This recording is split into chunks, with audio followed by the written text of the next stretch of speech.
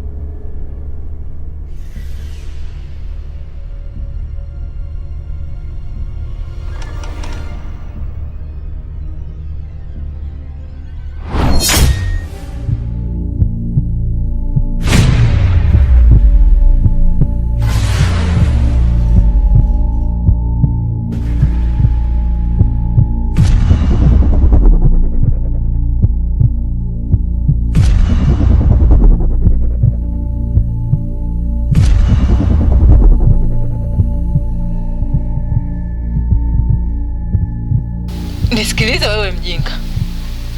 Na kuachia huru. Ila kwa sharti moja. Kuna kazi nataka nikupe.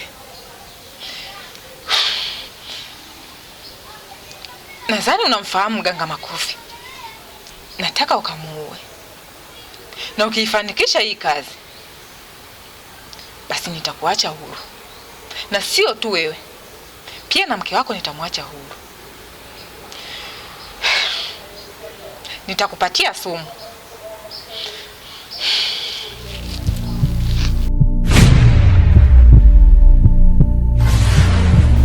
Utaenda kumwekea kwenye kinywaji au chakula, ili mradi ya kila tu afe hapo hapo bila kupoteza muda.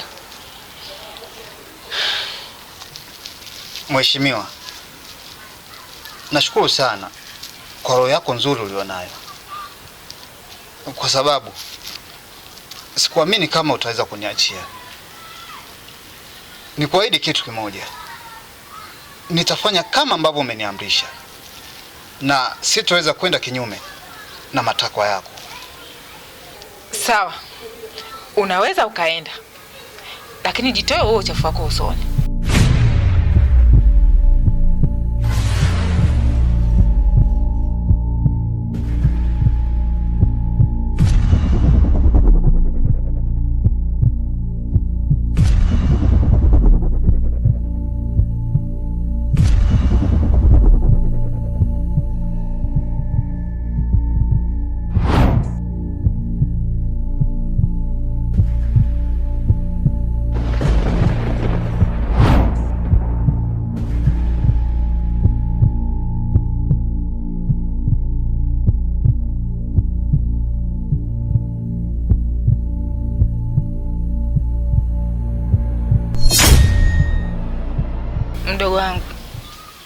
kuna sehemu umenipita ukiwa mbio sana.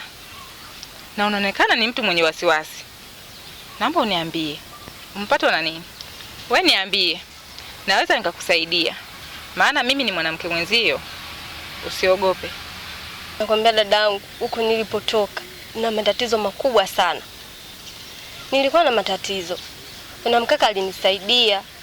Tulipofika pale kwake, nikakuta maiti kailaza pale kibarazani. Nilipomuuliza akasema yule ni mdogo wake.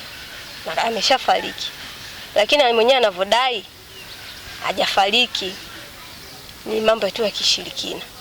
Sasa aliniagiza dawa huku mtoni. Mimi nikashindwa kufanya lile jambo. Yeye mwenyewe akaamua aende. Aliniachia maagizo nisitoke pale kabisa. Sasa mimi simu iliita. Nilipotoka kwenda kuongea naye yule mtu, narudi pale nakuta maiti haipo.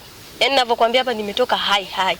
Nimebeba nguo zangu nimeondoka. Maana yule mtu akikuta ile maiti pale haipo, anaweza kaniua. Kama anaweza tu kuishi na maiti bila kuizika, unadhani mimi ataweza kuniacha salama? Na hapa sina hata sehemu ya kwenda na nyumbani siwezi kwenda. Yaani sina hata sehemu ya kwenda, hata sielewi. Ama kweli ni jambo zito. Jambo zito sana. Samani ningekupokea begi sijui.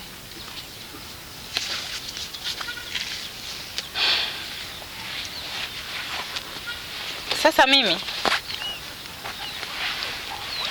naomba nikusaidie. Twende ukaishi ninapoishi mimi. Sawa, asante sana dadangu. Lakini nakuomba usimwambie mtu yoyote kuhusu hili jambo. Usimwambie mtu yoyote. Usijali. Tunaweza tukaenda.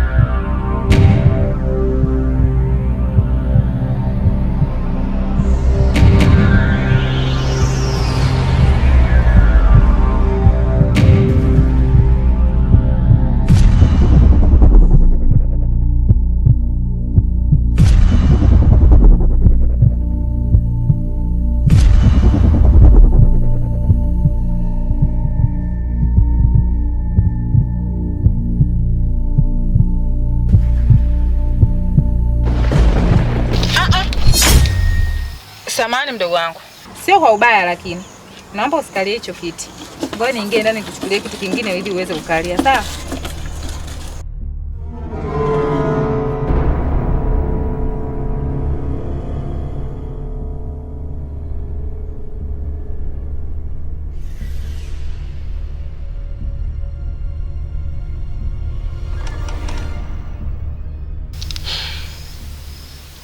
Mdogo wangu, naomba uniambie vizuri. Ni nini kimekupata? Maana nimeshindwa kukuuliza pale njiani.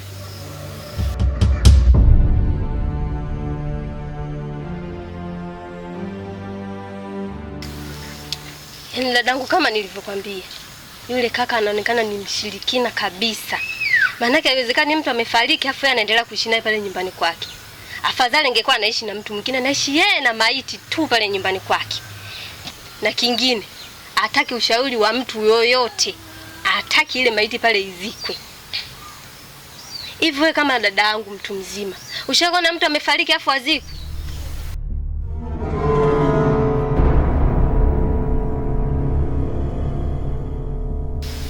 Ni kweli mimi ni mtu mzima. Lakini kwenye hayo mambo sijawahi.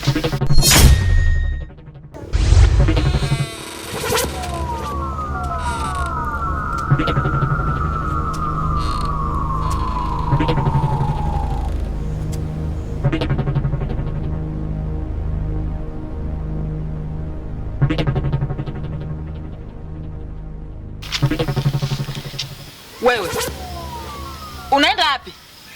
Fanya haraka, rudi ndani. Naomba urudi ndani. Mbavu.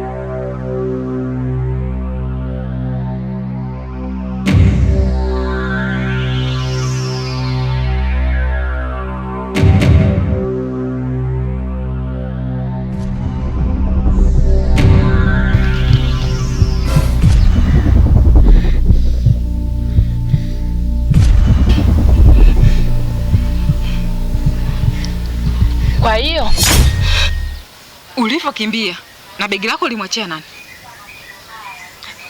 Hapo hapo, hakuna kuondoka. Simama hapo hapo na uniambie vizuri. Kwanza shika begi lako. Shika.